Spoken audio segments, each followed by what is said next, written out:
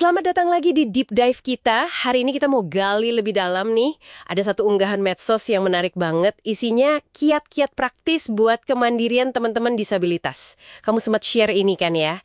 Nah, isinya tuh gimana ya? Memberdayakan banget. Fokusnya itu loh, kemandirian bukan berarti harus bisa semua sendiri. Tapi soal punya kendali, punya pilihan atas hidup. Oke, misi kita hari ini, kita ekstrak strategi intinya buat kamu semua. Yuk, kita bedah. Hal pertama yang langsung bikin klik itu definisinya ya. Mandiri itu kendali bukan isolasi. Gimana tuh penjelasan di unggahannya? Iya, itu fundamental banget.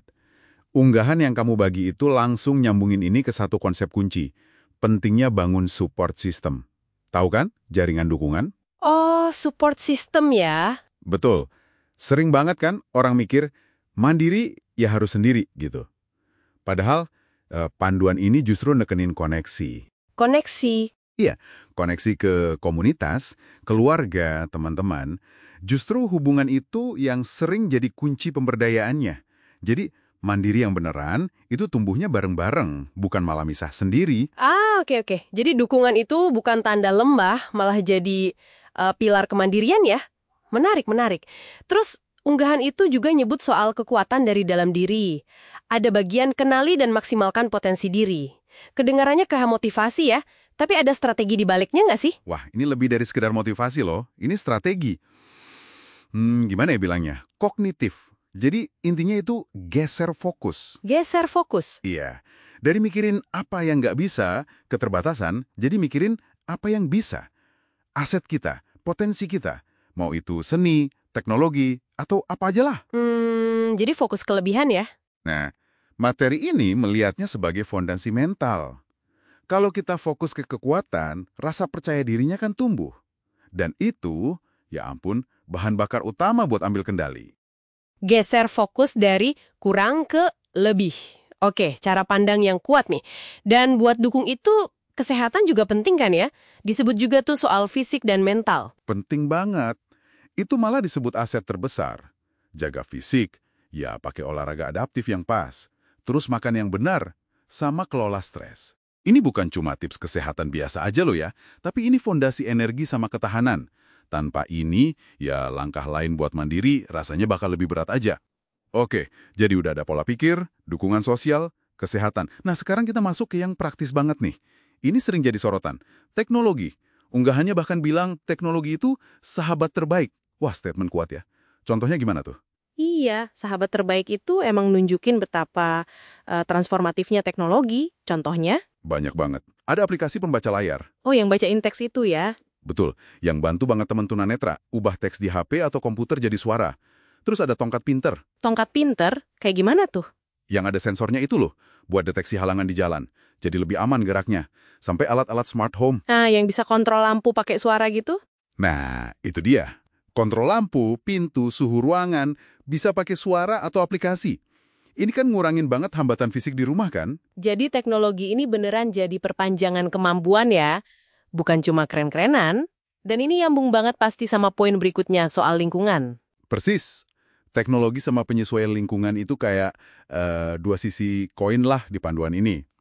Poin ciptakan lingkungan yang aksesibel tuh, ya contohnya nata ulang perabot. Biar jalannya lega gitu ya? Iya, pasang pegangan tangan di kamar mandi, tangga, atau pakai label braille di barang-barang penting. Yang krusial itu gimana gabungan teknologi sama lingkungan yang aksesibel ini bisa ngilangin hambatan dari luar. Jadi orangnya bisa fokus ke tujuannya. Luar biasa ya gimana dua hal dari luar ini bisa saling dukung. Nah, terakhir nih, materi ini juga bahas soal keterampilan praktis sehari-hari. Itu loh, Activities of Daily Living atau ADL. Apa aja sih itu dan gimana cara belajarnya? ADL itu ya macam-macam kegiatan penting buat hidup mandiri.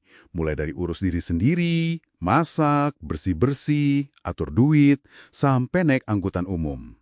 Wah, banyak juga ya. Iya.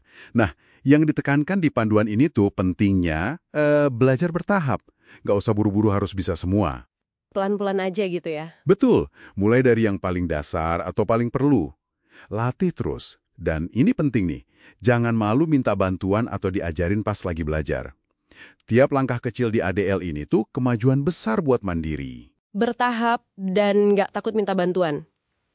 Oke, itu pesan bagus. Kalau kita sambungin semua nih, mulai dari pola pikir, support system, kesehatan, teknologi, lingkungan, sampai skill ADL, ini kayak peta jalan yang lengkap banget ya. Iya, benar banget. Keenam elemen ini, ada yang dari dalam diri, ada yang dari luar. Nah, itu ngebentuk pendekatan yang holistik, menyeluruh gitu. Nggak ada satu cara jitu, tapi gabungan dari semua itu. Kuatin diri, pakai alat bantu, bangun skill, cari dukungan sosial. Itu yang bikin seseorang bisa capai kemandirian yang dia mau. Jadi, apa nih artinya buat kamu yang lagi dengerin? Intinya sih, kemandirian itu perjalanan personal banget ya. Nggak usah dibanding-bandingin. Unggahan ini ngajak kita fokus ke kekuatan kita, berani pakai semua bantuan yang ada, dukungan yang ada, dan yang paling penting, rayain tiap kemajuan sekecil apapun itu. Pesan utamanya tuh jelas banget. Kamu bisa. Dan ini mungkin. Ninggalin satu pertanyaan buat direnungin ya, yang nyambung sama semangat unggahan tadi.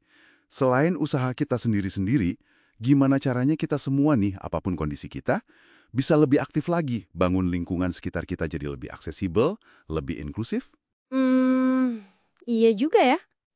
Gimana caranya biar kemandirian itu nggak cuma jadi target pribadi, tapi juga jadi ya kesadaran kita bareng-bareng, tanggung jawab kita semua. Sesuatu buat kamu pikirin lagi.